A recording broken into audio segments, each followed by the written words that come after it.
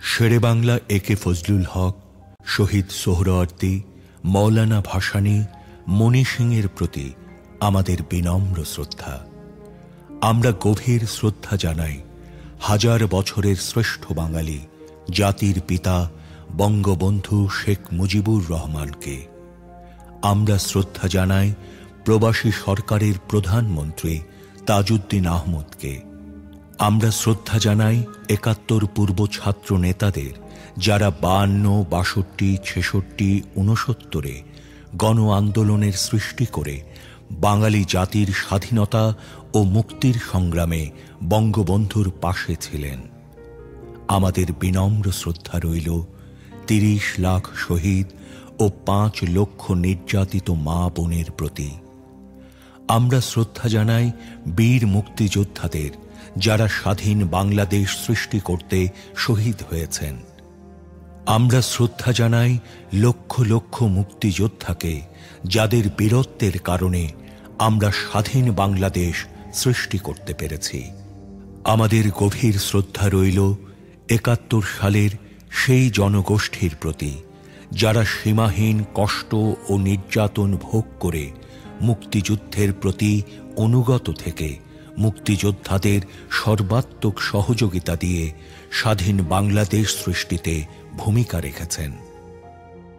এদের সবার কাছে আমরা ঋণী।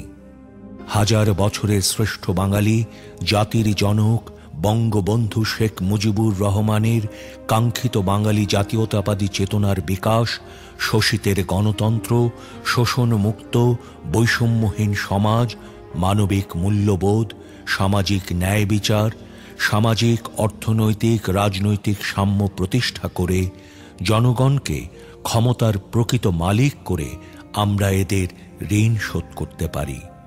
আসুন আমরা আমাদের পূর্বসূরীদের ত্যাগকে স্মরণ করে তাদের নির্দেশিত পথে দেশকে এগিয়ে নিই। জয় বাংলা। আমার নাম শেখ মোহাম্মদ শহীদুল্লাহ। আমার পিতার নাম মৃত শামসুল হক। আমার মায়ের নাম আলবাহার বেগম। আমার গ্রামের নাম আরিসপুর, থানা ওই সময় ছিল জয়দেবপুর।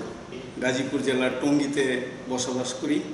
১৯৭১ সালের ৫ই মার্চ তারিখে আমাদের বাড়ির পার্শ্ববর্তী একটি মেঘনা সুতাকল একটা ফ্যাক্টরি ছিল, সেখানে অবাঙালি সৈনিকদের সাথে শ্রমিকদের গন্ডগোল হয়। গন্ডগোল হওয়ার পর সেখানে আমি সেই সময় নোয়াগাঁও হাই স্কুল আমাদের বাড়ির পাশেই, সেখানে ৮ম শ্রেণীর ছাত্র ছিলাম। সেখান থেকে শ্রমিকরা আন্দোলন করে ছিল অবাঙালি হানাদার বাহিনী, তাদের সাথে একটা বিরাট একটা সংঘর্ষ ঘটে। তো সেখানে ৫ জন শ্রমিক, একজন রিক্সা চালক মারা গিয়েছিল এবং অনেকে গুলিতে আহত হয়েছিল। সেই সময় আমি এবং আমার বন্ধু এখানে মুক্তিযোদ্ধা মতিউর রহমান, হোসেন, আরও অনেকে রেলের পাথর বস্তায় ভরে আমরা সেখানে প্রত্যেকটা শ্রমিকের হাতে হাতে দিয়েছিলাম এবং ওদেরকে নিক্ষেপ করে পরবর্তী পর্যায়ে ঢাকা ক্যান্টনমেন্ট থেকে আর্মিরা গাড়ি নিয়ে ওদেরকে উদ্ধার করে ঢাকা ক্যান্টনমেন্টে নিয়ে আসে টঙ্গী থেকে। পরবর্তী পর্যায়ে 13ই মার্চ ওখানে সেকেন্ড বেঙ্গলের ওয়ারেন্ট অফিসার মুখলেসুর রহমান, তো উনি পূর্ব পরিচিত, ওনার বাড়ি বাগানবাড়িয়া ছিল।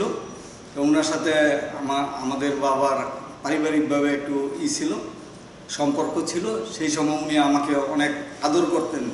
তো উনি হাবিবুর রহমান সুবেদার, যিনি কাদিরিয়া বাহিনীর অন্যতম একজন যোদ্ধা, আমাকে বঙ্গবন্ধু শেখ মুজিবুর রহমান সাহেবের বাড়িতে যে সংবাদগুলা, ক্যান্টনমেন্টের সংবাদগুলা আনার জন্য ওখানে ছোট ছোট চিরকুটে পাঠাইতেন। ১৯ তারিখ ব্রিগেডিয়ার জাহানজেব, উনি পাকিস্তান আর্মির একজন সেনা অফিসার, উনি ওখানে ডিজাইন করার জন্য যাচ্ছেন।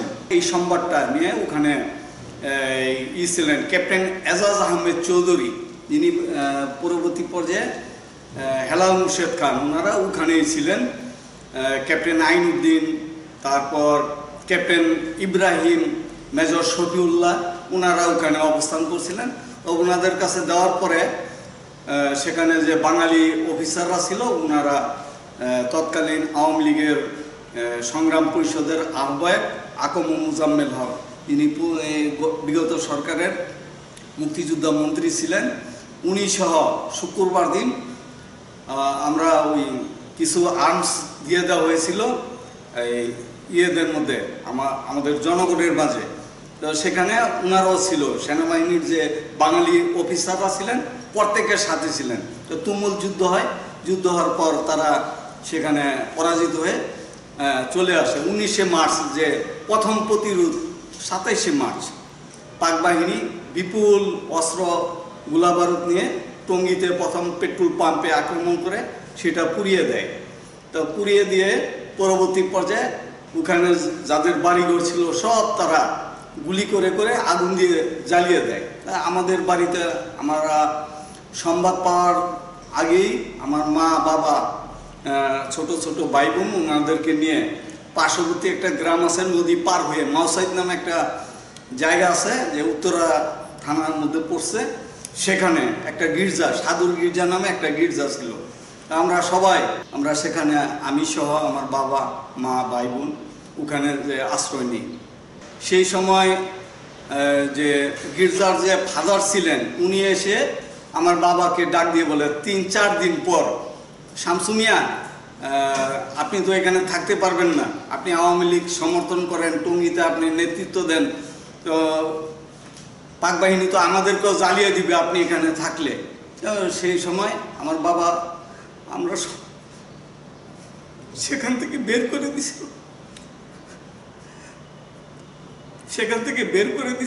তো আমরা পার্শ্ববর্তী আর একটা গ্রামে আশ্রয় নিই। সেখান থেকে আপনার 5-7 দিন পর হবে টঙ্গীতে একজন শ্রমিক নেতা আছে, শ্রমিক লীগের সে সভাপতি ছিল মালিক ভূঁইয়া। তো সেই মালিক ভূঁইয়ার সাথে আমার ভালো ছিল, ভাই ভাই বলে ডাকতাম, তার সাথে যোগাযোগ করি।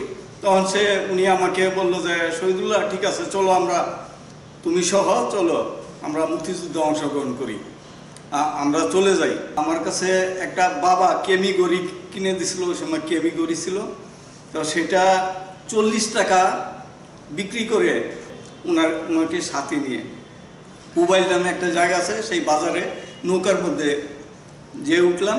মইজুদ্দিন সাহেব, শহীদ মইজুদ্দিন আহমেদ, উনি আওয়ামী লীগের একজন নেতা ছিলেন, ওনার বাড়িতে প্রথমে যে উঠি। সেখানে যাওয়ার পরে আমরা বিরাট একটা চৌকি, সেখানে আরও 27-28 জন বসা ছিল, ছেলে আমাদের বসি। তো আমরা সেখানে যে বসার পরে আমাদেরকে খাওয়া দাওয়া করানো হলো।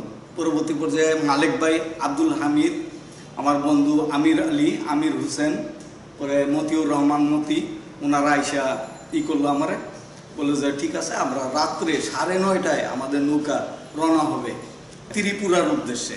তো আমাদেরকে নিয়ে নৌকায় যেয়ে আবার নৌসন্দি রায়পুরা একটা গ্রাম, সেখানে স্কুল আছে, স্কুলের মধ্যে আমরা রাত্রি যাপন করলাম। পরের দিন খুব ভোরবেলা আমরা ওখানে একটা সিএনবির রাস্তা আছে, ওটা পার হয়ে যেতে হয়, সেখানে আর্মি পাকিস্তানিরা এবং রাজাকাররা ডিউটি দেয়। তা আমরা সেটা করে ওদের চোখে ফাঁকি দিয়ে নৌকাটা পার হয়ে চলে যাই। যাওয়ার পর সেখানে আপনার ত্রিপুরায় যে যুব কংগ্রেস ভবন, তো সেখানে যে উঠি আমার বন্ধু বান্ধব সহ, আমরা অনেকে 60 থেকে 70 জন ছিলাম। ওনাদেরকে রাত্রেবেলা ট্রাক এনে ওই ছোট ছোট যে ইগুলো আছে ট্রাক, সেটার মধ্যে ভর্তি করে বিভিন্ন ক্যাম্পে নিয়ে যায়। তা আমি মালিক ভূঁইয়া সহ আমরা প্রায় 30 জনের মতো একটি গ্রুপ, 3টি ট্রাকে করে আমরা গোকুলনগর সেখানে চলে যাই, এই ত্রিপুরার গোকুলনগরে। তো সেখানে মেঘনা এবং পদ্মা 2টা ক্যাম্প ছিল মুক্তিবাহিনীর। একটা ক্যাম্পে হাসানুদ্দিন সরকার, বর্তমানে বিএনপির বড় নেতা, টঙ্গীতে উনি থাকেন, উনি ওইটার দায়িত্বে ছিলেন। আর আরেকটা ক্যাম্পে অ্যাডভোকেট আব্দুল হামিদ, বামনবাড়িয়া বাড়ি, তো ওইটার ইনচার্জ ছিলেন, মেঘনার ইনচার্জ। আর ডেপুটি ইনচার্জ ছিলেন আকম মুজাম্মেল হক, যিনি মুক্তিযোদ্ধা মন্ত্রী। তো সেখানে আমি যাওয়ার পরে আমার বয়স 1955 আমার জন্ম, তখন আমাকে দেখতে একটু ছোট মনে হয়েছিল আর কি ওদের। পরে বলতেছে যে শহীদুল্লাহ কিছু মনে করো না, তুমি ভাই এখানে যে যারা আসবে মুক্তিযোদ্ধারা ওদের আপ্যায়নের ব্যবস্থা করবা। তো সেখানে আমাকে দিল এই চা বিস্কিট এবং অন্যান্য ইগুলা আনুপ্রাসঙ্গিক যে ইগুলা কাজকর্মগুলো করার জন্য। আবার মেডিকেলের যে আছে ফার্স্ট এইডের যে ব্যবস্থা ছিল ওগুলো আমাকে কিছুটা ওই যে গুডাউন ছিল ওটার স্টোর কিপারের সাথে মিলে আমি করতাম। তো সেখানে 10-12 দিন থাকার পর আমার স্মল পক্স হলো। হ্যাঁ, হঠাৎ করে আমার বুকে এই যে এইদিকে সমস্ত শরীরে হওয়ার পরে একদিন পরে ওখানে যে ভারতীয় বাহিনী আছে উনি এসে একজন ক্যাপ্টেন র্যাঙ্কের অফিসার, উনি এসে বলে যে এই মানে আমি হিন্দিতে না বলে বাংলায় বলি যে একে সরিয়ে যাও, একে সরিয়ে দাও, মানে তামাম ক্যাম্প মে ফেল জায়গা, মানে এটা সম্পূর্ণ সরিয়ে যাবে, একে সরিয়ে দাও। পরবর্তী পর্যায়ে আব্দুল হামিদ সাহেব আমার করলো যে ডাক দিয়ে বললো যে ঠিক আছে তুমি আপাতত চলে যাও।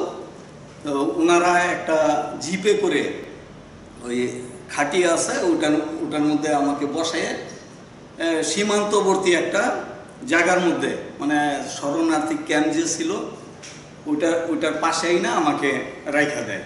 তো ওই দিন আবার মহামতি ইন্দিরা গান্ধী ভারতের যে প্রধানমন্ত্রী ছিলেন উনি ক্যাম্প ভিজিটিং আসছেন। তো খুব কড়াকড়ি ছিল, আমি কথা বলারও কোনো সুযোগ ছিল না। আর আমাদেরকে এইভাবে রাখা হয়েছে যে ক্যাম্প থেকে কোনো লোক বাইরে বেরোনোর কোনো সুযোগ ছিল না। তো আমি সেখানে 3 দিন অবস্থানের পর আমাকে একজন ভারতীয় দেখে ওই যে আপনার বনৌষধি যে ওষুধগুলো সেগুলো আমার দিল, খেতে দিল।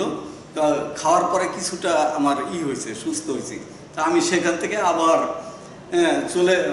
চলে যাওয়ার জন্য করছি যে একটা টিম আসছে আপনার নরসিংদীর, তো ওদের সাথে আমি জয়েন করলাম কলকলিয়া টি গার্ডেনে।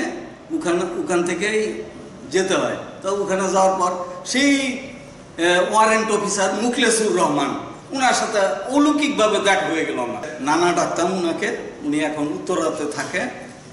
তো বললাম যে নানা ভাই আমি একটু যাইতে চাই, মানে দেশে যাইতে চাই ওনাদের সাথে।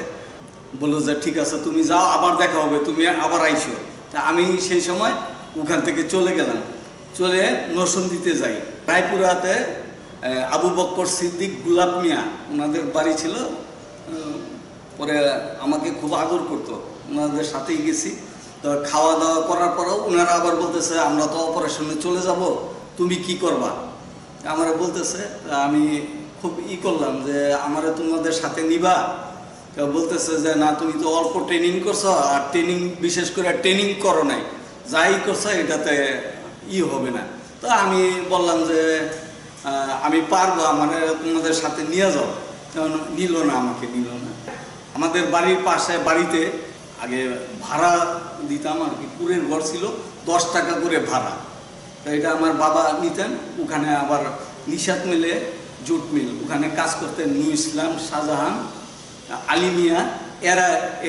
এরা আবার দেখি যে নরসিংদী গেছে। যাওয়ার পরে ওদেরকে জিজ্ঞেস করলাম কি তোমরা কোথেকে আইছ? ওই যে আমরা তো যাবো, ভারতে যাবো। রুস্তম আলী, উনার বাড়ি হলো ময়মনসিংহ, এই হালুয়াঘাট। তো উনি বলতেছে যে শহীদ চলো আমরা এই দিক দিয়ে নৌকা দিয়া কাউরাইদি স্টেশন শ্রীপুরে যাব, শ্রীপুরে ট্রেনে করে ময়মনসিংহ চলে যাব। তা আমি ওদের সাথে চলে গেছি। সোমেশ্বর, সম্ভবত সোমেশ্বর নদী, ওটা পার হয়ে চলে গেলাম মেঘালয়ে। 11 নম্বর সেক্টরে রিয়াজ কমান্ডার, ওনার সাথে দেখা। উনি আমাকে জিজ্ঞাসা, তোমার নাম কি? আমি বললাম যে আমার নাম শহীদুল্লাহ। তোমার বাড়ি কোথায়?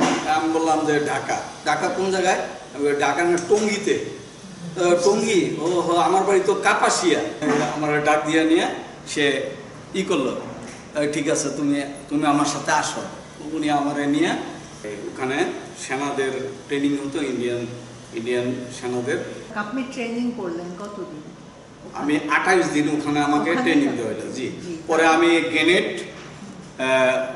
অনেক কিছুই চালাতে পারতাম। মেশিন গান আমাকে দেওয়া হয়নি, হালকা মেশিন গান দিছিল, SLR, হ্যাঁ, রাইফেল, এগুলো দিছিল।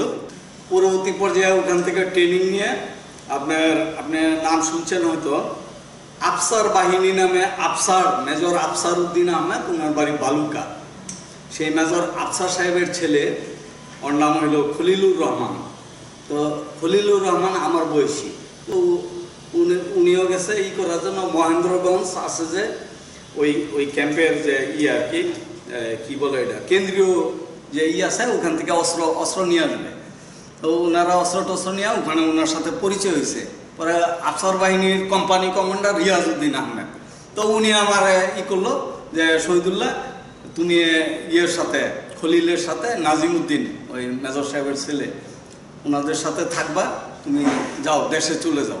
আমাকে রাইফেল গ্রেনেড 2টা গ্রেনেড দিছে, রাইফেল দিছি, ব্যানর ছিল একটা, ওটা আমি নিজের কাছে ছোট ছিল আর কি, ওটা রাখতাম। তো সেখানে আসার পরে ফার্স্ট টাইম আমাকে কাউরাদি স্টেশনের ব্রিজ উড়ানোর জন্য সেই সময় আপনাদের কমান্ডার কে ছিলেন? আমাদের কমান্ডার ছিল চানমিয়া রিয়াজ কমান্ডার, উনি আমাদের কোম্পানি কমান্ডার ছিলেন। গ্রুপ কমান্ডার ছিল ওই যে আপনার ওর নাম হইল আবুল হোসেন, আর্মি কাসেম। আমাকে দিল। আবার আমাদের আছে শ্রীপুরের কিছু লোক ওনারা সহ, আর কালিয়াপুরের কিছু ওনারা সহ টিম দিয়ে দিছে। তো দেওয়ার পরে আপনার যে ডিনামাইট সেট করার জন্য ওখানে দেওয়া হয়েছে।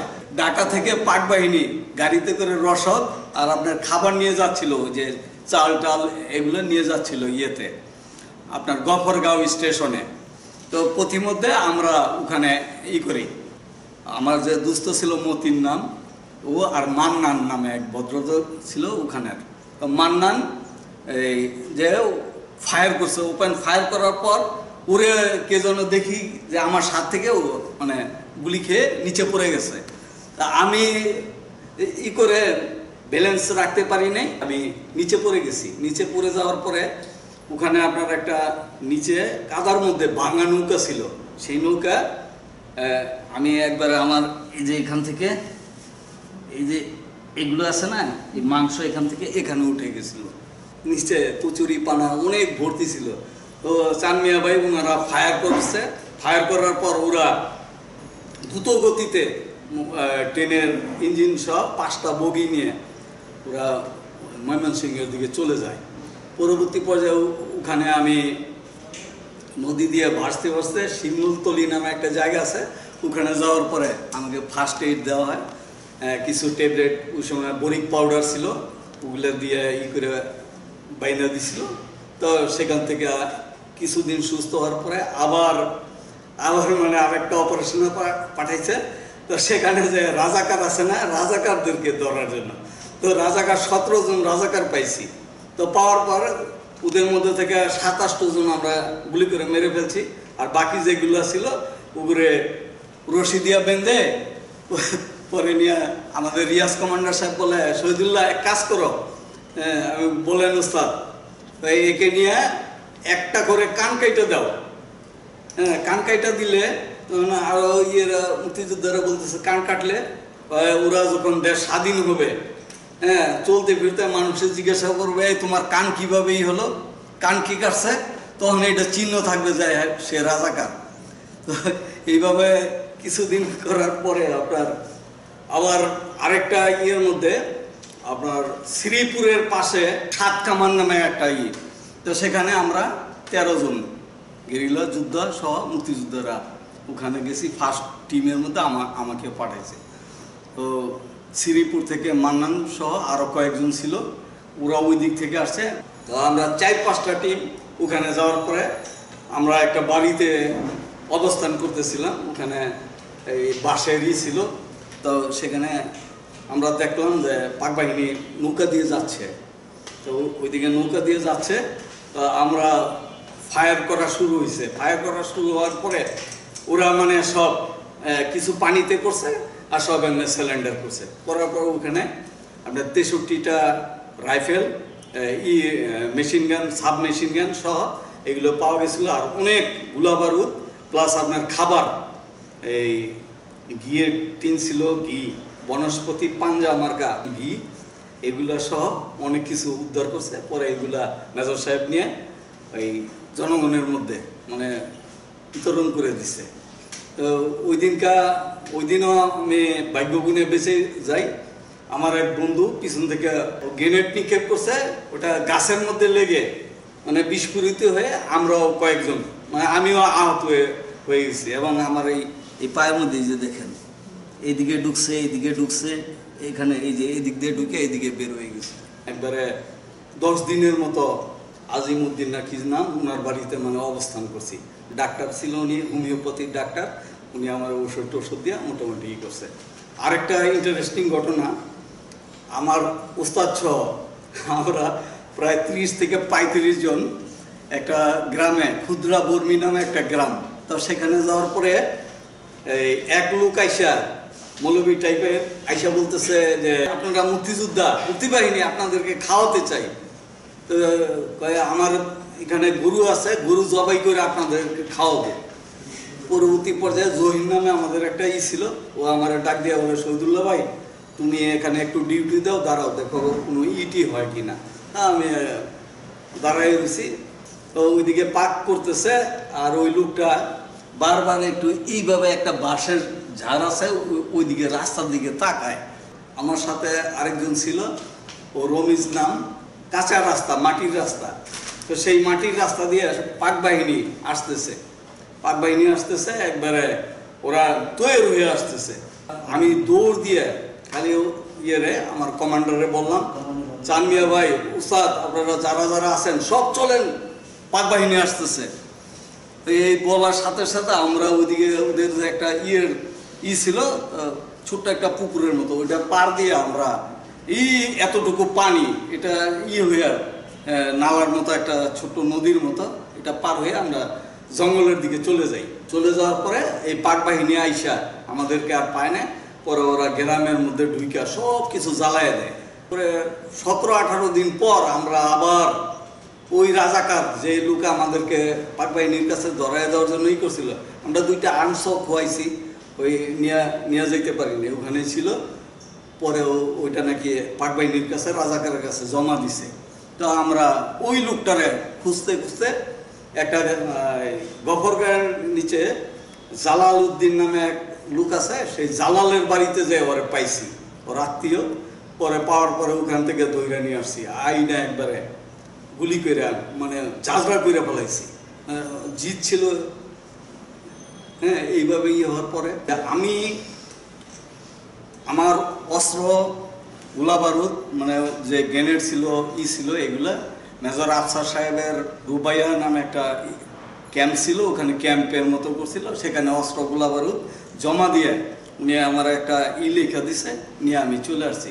আমি আসছি আপনার দেশ স্বাধীন হয়েছে 16 তারিখে, আমি আসছি 19 তারিখে টঙ্গী স্টেশন আইসা নামছি। নামার পর স্টেশন থেকে নামার পর দেখি সব বিএসএফ, ওই আপনার ইন্ডিয়ান বাহিনী, ওরা গাড়ি বুস্কা সব রেডি, ওরা অস্ত্রপাতি এগুলো সব নিয়ে চলে যাবে।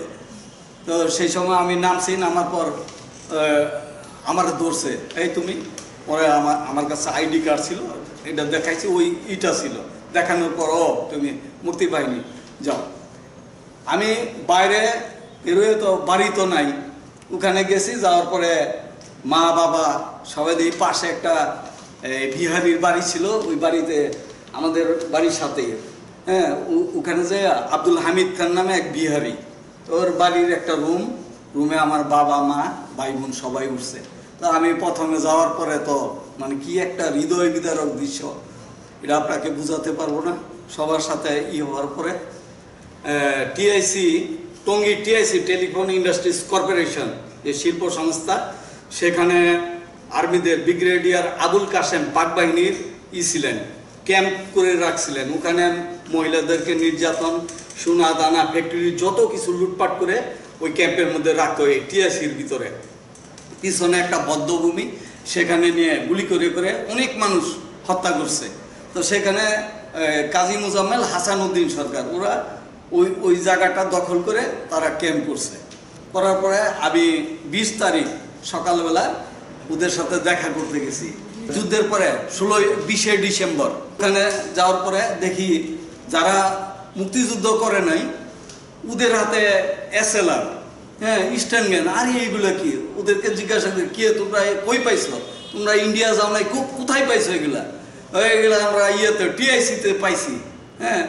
পরে দেখলাম যে ওরা বিভিন্ন কল কারখানা লুইটা পুইটা সব শেষ করে দিছে। একজন সংবাদকর্মীও বর্তমানে বাস আছে, রাষ্ট্রীয় সংবাদ সংস্থা বাসুসে গাজীপুর জেলা প্রতিনিধি। বাংলার বাণীতে ছিলাম, দৈনিক জনতায় ছিলাম সিনিয়র স্টাফ রিপোর্টার। আমার একটা সাপ্তাহিক পত্রিকা আছে মুক্তি চেতনায় বাংলাদেশ, এটা গাজীপুর থেকে মানে প্রকাশিত হয়। যাচাই বাছাইয়ের নামে আপনি আশ্চর্য হয়ে যাবেন, টাকার বিনিময়ে কিছু কিছু অমুক্তিযোদ্ধাদেরকে মুক্তিযোদ্ধা বানাইছে। এই জন্য আমি প্রতিবাদ জানাই। বর্তমান বাংলাদেশ নিয়ে আপনি কি বলবেন?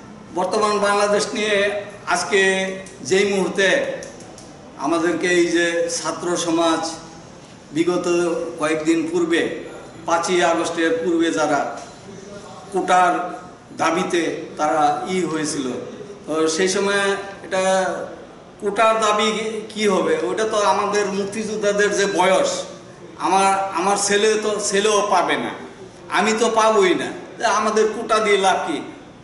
কোটা এটা দিয়ে দাও, শেষ করে দাও, কোটা তুলে দাও, কোটা কথা তুলে দাও। মাননীয় সাবেক প্রধানমন্ত্রীকেও আমরা বলেছি আপনি এটা বাদ দিয়ে দেন, উনি হয়তো উনি বাদ দিয়ে দিছিল। পরবর্তী পর্যায়ে আপনারা জানেন যে হাইকোর্ট ওনার যে প্রধান বিচারপতি উনিও ছাত্রদেরকে আহ্বান জানিয়েছিল, কিন্তু পরবর্তী পর্যায়ে রাজনৈতিক একটা ইস্যুকে কেন্দ্র করে মুক্তিযোদ্ধাদেরকে যেভাবে অপমান অপদস্থ করা হয়েছে, এটা সত্যি মানে স্তম্ভিত হয়ে গেছি। স্বাধীনতা দেশে একবারই আসে এবং আমরা 71 সালে এই দেশ স্বাধীন করেছি একটি জাতীয় পতাকার জন্য, হ্যাঁ, একটি ভূখণ্ডের জন্য, একটি সার্বভৌমত্বের জন্য। আমরা 1971 সালে বঙ্গবন্ধু শেখ মুজিবের আহ্বানে সাড়া দিয়ে মুক্তিযুদ্ধে অংশগ্রহণ করেছিলাম। আজকে আমাদেরকে যাদেরকে এই মুক্তিযোদ্ধাদেরকে অপমান অপদস্থ করছে, এটা অত্যন্ত মানে ভাষায় প্রকাশ করার মতো না। হৃদয়ে এমন রক্তক্ষরণ হচ্ছে যা বুঝাতে পারবো না। আমার আশাবাদ রাখি, আশাবাদ ব্যক্ত করি আজকে যে সরকার উপদেষ্টা ডক্টর মোহাম্মদ ইউনূস সাহেব, ওনার কাছে আমার আপনাদের মাধ্যমে আবেদন, মুক্তিযোদ্ধাদেরকে অপমান করবেন না। আর দেশ একবারই স্বাধীন হয়েছে, সেটা 1971 সালে। এরপরে আর কোনো দেশ স্বাধীন হওয়ার কোনো প্রশ্নই উঠে না। আমাদের মুক্তিযোদ্ধাদেরকে আপনি সম্মানের সহিত বাঁচার দেন, সুযোগ দেন, আমাদেরকে ডাকেন, আপনাকে কি সহযোগিতা করতে হবে, আমরা সব মুক্তিযোদ্ধারা আপনাকে সহযোগিতা করব। কিন্তু অন্যায়ভাবে কোনো কিছু করবেন, এটা আমরা মুক্তিযোদ্ধারা মানব না, মানতে পারি না। জয় বাংলা। 30 লক্ষ শহীদ ও 5 লক্ষ নির্যাতিত মা বোনের সম্ভ্রমের বিনিময়ে আমরা স্বাধীন। লক্ষ লক্ষ মুক্তিযোদ্ধা বীরত্বের সাথে যুদ্ধ করেছে বলে আমরা স্বাধীন।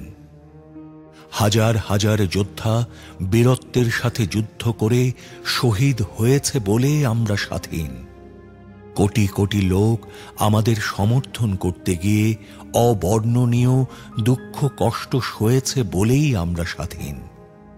হাজার বছরের শ্রেষ্ঠ বাঙালি জাতির জনক বঙ্গবন্ধু শেখ মুজিবুর রহমানের কাঙ্ক্ষিত বাঙালি জাতীয়তাবাদী চেতনার বিকাশ, শোষিতের গণতন্ত্র, শোষণমুক্ত বৈষম্যহীন সমাজ, মানবিক মূল্যবোধ, সামাজিক ন্যায় বিচার, সামাজিক অর্থনৈতিক রাজনৈতিক সাম্য প্রতিষ্ঠা করে জনগণকে ক্ষমতার প্রকৃত মালিক করে আমরা এদের ঋণ শোধ করতে পারি।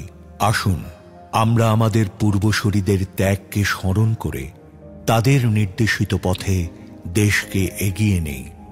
জয় বাংলা।